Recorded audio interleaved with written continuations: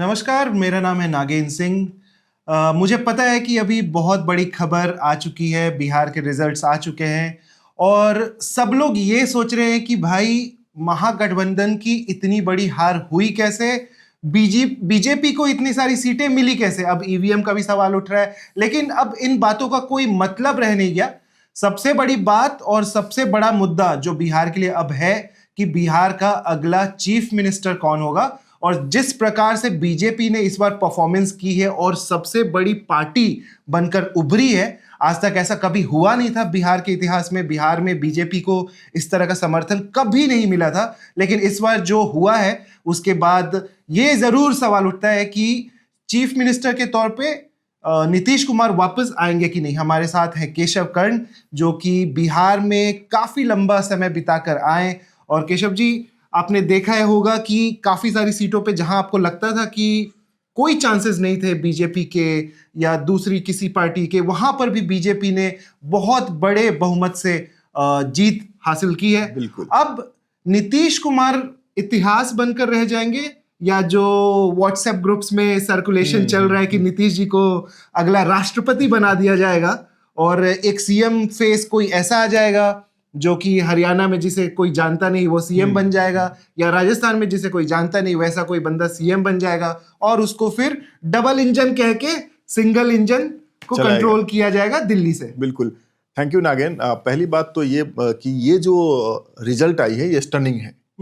ये स्टनिंग है। अब जहां पर हम जा रहे थे वहां पर एक चीज थी कि नीतीश कुमार के फेवर में एक अंडर करंट लग रहा था। लोग बात कर रहे थे नीतीश कुमार की। इनफैक्ट महागठबंधन जो नीतीश कुमार की सेहत को लेकर उन पर हमलावर था, लोगों को ये जच नहीं रहा था। कह रहे थे कि किसी व्यक्ति की उम्र हो गई है तो ऐसे मजाक नहीं बनाना चाहिए।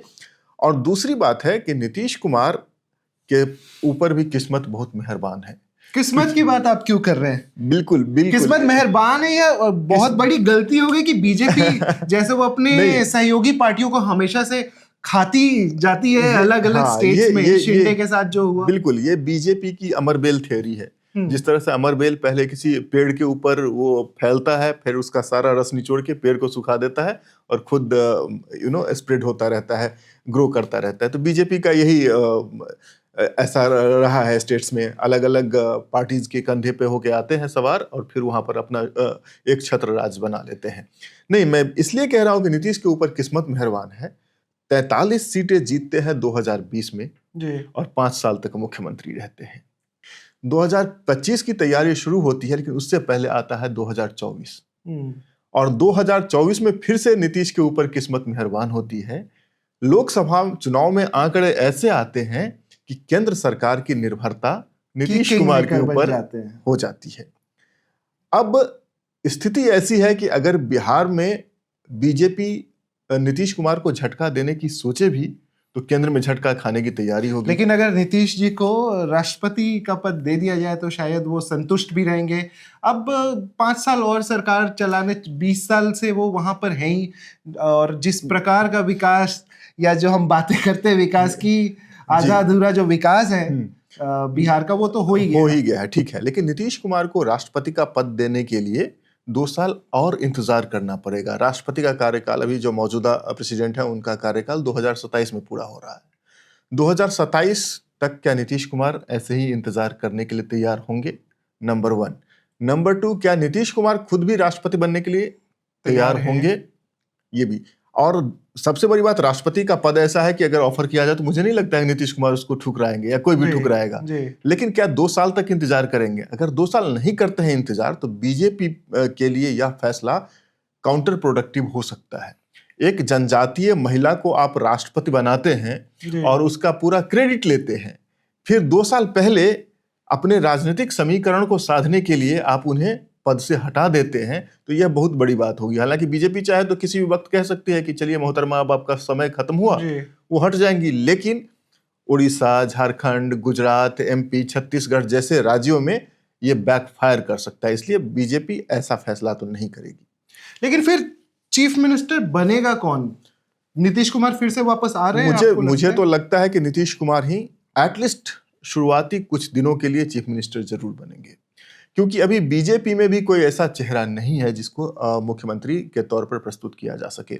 बीजेपी से अगर कोई आता भी है सामने तो बीजेपी में भी खेमेबाजी है, वहां पर फिर ये तोड़फोड़ हो जाएगी। तो बीजेपी अपने कुनबे को समेटने के लिए भी एटलीस्ट इस टाइम पे ये दाव नहीं चलेगी। मुझे लगता है नीतीश कुमार के पास भी काफी संख्या बल आ गया है, और अगर बीजेपी तीन तरह करना चाहती है तो नीतीश कुमार को क्या करना है, एक बार फोन लगा के लालू जी का हालचाल ही तो पूछना है कैसी सेहत है आपकी, बाकी सब कुछ अपने आप लाइन पे आ जाएगा। तो मुझे इस वक्त नहीं लग रहा है कि नीतीश कुमार के सामने कोई संकट है, कोई ऐसी दुविधा भी नहीं होगी। जेडीयू में तो नहीं है, और बीजेपी चाह करके भी कुछ नहीं कर पाएगी, क्योंकि 85 सीटें नीतीश कुमार की भी आ रही हैं। अब वो कहाँ चूकने वाले हैं, 85 सीटें यहाँ पर है, वहां पर 25 सीटें तो आरजेडी की लेकिन भी जो है। आज एक चीज हुई उससे लेकर के बहुत ज्यादा कयास लगाए जा रहे हैं कि जनता दल यूनाइटेड ने पहले एक ट्वीट किया, और ट्वीट में उन्होंने बोला हमारा सीएम नीतीश कुमार, हाँ। और उसको मिनटों में डिलीट कर दिया। और अभी तक बीजेपी की तरफ से एक भी इंसान ने, एक भी नेता ने, टॉप टू बॉटम किसी एक नेता ने नहीं कहा कि सीएम नीतीश कुमार होंगे। बिल्कुल, विनोद तावड़े हैं जो बीजेपी के सह प्रभारी भी हैं बिहार में, उन्होंने भी इसी तरह के कुछ स्टेटमेंट दिए हैं। उन्होंने कहा कि मुख्यमंत्री पर भी फैसला जल्दी ही हो जाएगा। तो नीतीश कुमार का नाम नहीं ले रहे हैं, लेकिन फिर वही दूसरा साइड इसका ये भी है कि नीतीश कुमार के नाम को खारिज भी नहीं कर रहे हैं। तो बीजेपी भी यह समझती है कि नीतीश कुमार को ऐसे साधना, तो आपको कब लगता है ये नाम कब तक अनाउंस होगा? सोमवार तक ये नाम? नहीं, मुझे लगता है ये नाम, मुझे तो लगता है कल ही ये नाम अनाउंस हो जाएगा, क्योंकि आज जो फैसले की गहमा गहमी है ये शांत होगा। नीतीश कुमार और भारतीय जनता पार्टी के बीच भी बातचीत होगी।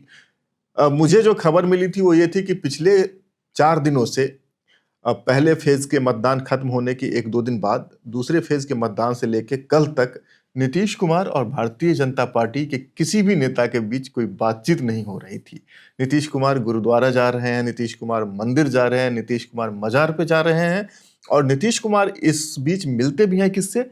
चंद्रबाबू नायडू के बेटे से। अब समीकरण देखिए, बीजेपी की सरकार केंद्र में, यानी कि एनडीए की सरकार केंद्र में, इन दोनों के वैशाखी पे टिकी हुई है।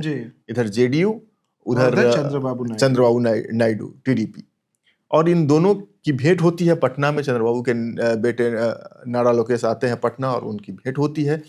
किसी भी बीजेपी नेता को समय नहीं देते हैं नीतीश जी। इसे नीतीश जी के प्रेशर बिल्डिंग टैक्टिक्स की तरह ही देखा जाता है, और राइटली सो।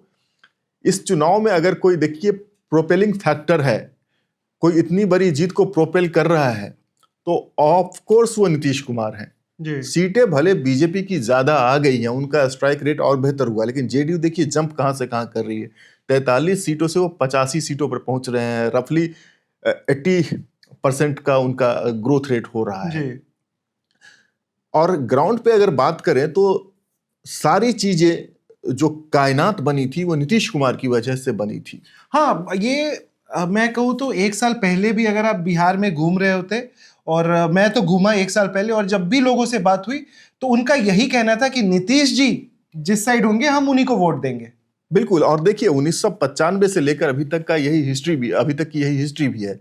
इनफैक्ट 1990 में जब कांग्रेस को हराकर जनता दल की सरकार बनती है, जनता दल यूनाइटेड नहीं, जनता दल, और लालू जी मुख्यमंत्री बनते हैं, उस वक्त भी नीतीश कुमार का बहुत पिवोटल रोल रहा था लालू जी को मुख्यमंत्री बनवाने में बिहार में। उसके बाद 95 के चुनाव से पहले अलग हो जाती है नीतीश की समता पार्टी, जेडीयू से समता पार्टी बना लेते हैं, अलग चुनाव लड़ते हैं। उसमें नीतीश कुमार कोई करिश्मा नहीं दिखा पाते हैं, 7 सीटें ही आती है। लेकिन उसके 5 साल बाद जब 2000 में चुनाव होते हैं, उस चुनाव को भी नीतीश कुमार नचाते हैं, और छोटे भाई होते हुए भी भारतीय जनता पार्टी की मदद से 1 हफ्ते के लिए मुख्यमंत्री बनते हैं। फिर 2005, फिर 2010, 2015, 20 नीतीश कुमार जीत की गारंटी है।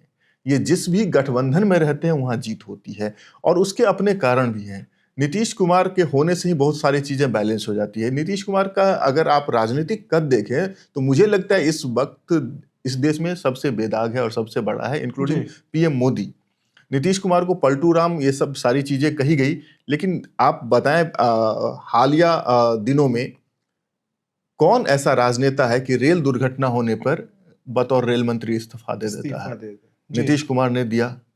कौन ऐसा नेता है? देखिए राहुल गांधी चुनाव दर चुनाव हार रहे हैं, मजे में चल रहे हैं। भारतीय जनता पार्टी भी चुनाव हारती है, वहां पर किसी का इस्तीफा नहीं होता है। लेकिन नीतीश कुमार 2014 में अलग लोकसभा चुनाव लड़ते हैं बीजेपी से, और वहां पर उनकी पार्टी की बुरी हार होती है, और हार की नैतिक जिम्मेदारी लेते हुए वो त्याग पत्र देते हैं और पार्टी के एक साधारण कार्यकर्ता जीतन राम मांझी को मुख्यमंत्री बनाते हैं। तो नीतीश कुमार को कुर्सी का मोह, ऐसा सब कुछ कह सकते हैं आप, लेकिन कुर्सी का मोह उन्होंने समय समय पर त्याग भी दिया है। चलिए, ये देखना बड़ा इंटरेस्टिंग होगा कि नीतीश कुमार मुख्यमंत्री बनते हैं या राष्ट्रपति, या 2 साल बाद राष्ट्रपति। लेकिन फिलहाल खबर यह है कि महागठबंधन का पूरी तरीके से सफाया हो चुका है। 30 से कुछ ऊपर सीटें आई हैं, यहाँ तक कि लालू के बेटे तेज प्रताप भी अपनी सीट से हार चुके हैं, वहाँ उनके जीतने की का चांस था। तो फिलहाल हमारे पास ये खबर है। आपने देखा होगा कि हम आपको लगातार बहुत सारे वीडियोस बिहार इलेक्शन से रिलेटेड दिखा रहे हैं, जिसमें हम एक्सप्लेन कर रहे हैं कि इस चुनाव में वाकई ऐसा क्या हुआ कि पूरा का पूरा खेला हो गया। खेला ही हो गया, दरअसल महागठबंधन के साथ तो खेला ही हो गया, और ऐसे परिणामों की किसी ने उम्मीद नहीं की होगी। जो परिणाम आए हैं ये एब्सोल्युटली स्टनिंग है। ये बहुत ही, मतलब मुझे लगता है कि पिछले 50 सालों के इतिहास में ऐसे परिणाम तो नहीं आए होंगे। एक तो मतदान प्रतिशत बढ़ता है, वोटिंग परसेंटेज इतना बढ़ता है, और पूरी सेफोलॉजी की किताब कहती है कि जहां ज्यादा हाई वोटिंग होती है वहां एंटी इनकम्बेंसी होता है। यहाँ पर इतनी ज्यादा वोटिंग हुई है पूरे भारत में चुनाव के बाद, इस वजह से ईवीएम पे आरोप दोबारा आने लगे। लेकिन उस पे अब देखते हैं कि अपोजिशन कोर्ट में जाती है या नहीं, वो एक अलग मुद्दा होगा। बट फिलहाल के लिए नीतीश कुमार सीएम बनेंगे या राष्ट्रपति, ये आने वाला वक्त बताएगा। Subscribe to One India and never miss an update. Download the One India app now.